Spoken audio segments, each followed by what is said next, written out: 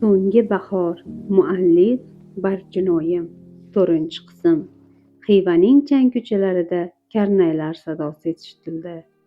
Otliqdagi askarlar, boy amaldorlar va kuyovning do'stlari oq otlar minib olgandi. Aravalarda esa sovchi onalar bor edi. Old tomonda ketayotgan kuyov bo'lmish Yodgor shoh yonida ketayotgan inisiga savol bilan qaradi. Inim, orqada sovchi onalar va karnaychilar juda shovqin qilishyapti. Kuchlarini, kelinni olib uyga qaytishga asrasin. Yo'lning yarmida yana charchab, to'xtab qolishmasin, dedi Yodgor shoh, kulib sallasini boshiga bostirib, qaytadan kiyar ekan. Gapni ham olasizda, birodarim. Volidangiz aytgan, do'stni dushman yonida dabdabali to'y eng yaxshi qirolidir. Bu sizning mavqeingizga ham mos. Hashamat o'tkinchi inim, menga bunday dabdabalar aslida yoqmaydi. Yodgor shoh yigitlar karvonning boshida bo'lgani uchun ukasi bilan xotirjam holda gaplasha olardi. To'y boshchisi ham ortda qolgan. Kuyovni qo'riqlovchi askarlar ham ortda qolib ketgandi. Yodgor shoh o'tkir qilichini beliga bog'lab olgan. Ustida esa oppoq cho'pon, boshida samoviy rangda bo'lgan sallasi bor edi. Inim, negadir kelin mahallasida qo'shiqlar eshitilmaydi, dedi Yodgor shoh mahalla boshiga yetganda. Men ham hayronman. Menimcha kelin tomon qizi bilan xayrlashmoqda. Sababi endi u sizni juft halolingiz bo'lib saroyingizga ketadi. Yodgor shoh ukasiga javob bermadi. Uning nigohi uzoqdan ko'rinib turgan kelinning uyida edi. Ular uyga yetib kelishgach, Yodgor shoh va uning do'stlari kelin uyiga kirishdi.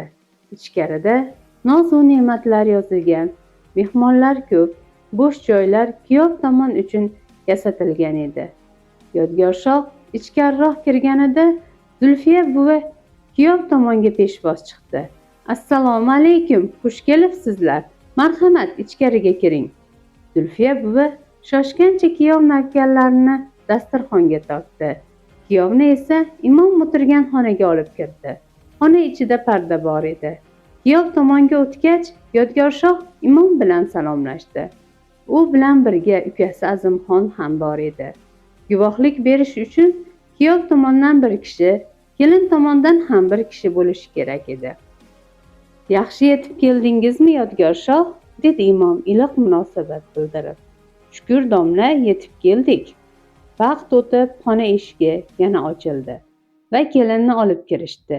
Yodgor shoh qizni yana ko'rmoqchi bo'ldi, ammo parda sabab bu mumkin emasdi.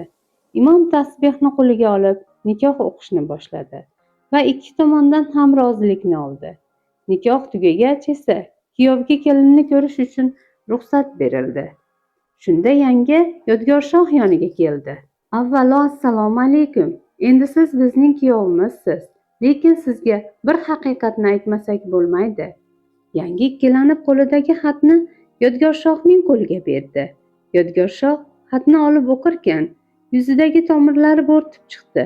Og'ir nafas olib, tishlarini g'ijillatgancha bir parcha qog'ozni g'ijimladi. Behayo qizingiz qochib ketgan ekan. Nega menga boshidayoq rostini aytmadingiz? Shunda men hozir kimga uylandim? Yodgor shoh javob kutib jim turdi. Ammo sukunat xonani egalladi. Javob ber, la'nat ayol. Sizga qizimiz evaziga boshqa bir qizimizni berdik. Yodgor shoh qarshisidagi ayolni tinglamay parda ortiga o'tdi. Qaltirab o'tirgani yaqqol sezilib turgan qizning yoniga borib, yuzini to'sib turgan ro'molini boshidan yulib oldi. Bahora birdan bo'lgan ishdan qo'rqib ketdi. Boshini ko'tarib, arang unga tikilib turgan erkakka qaradi. Yodgor shoh jahldor edi, ammo qizning go'zalligini ko'rib, fikridan qaytib, qo'lidagi ro'molni yerga tashladi. Necha yoshsan? Isming nima? Uning ismi Bahora. 15 yoshga kirgan. Bahor kelsa 16 yoshga to'ladi.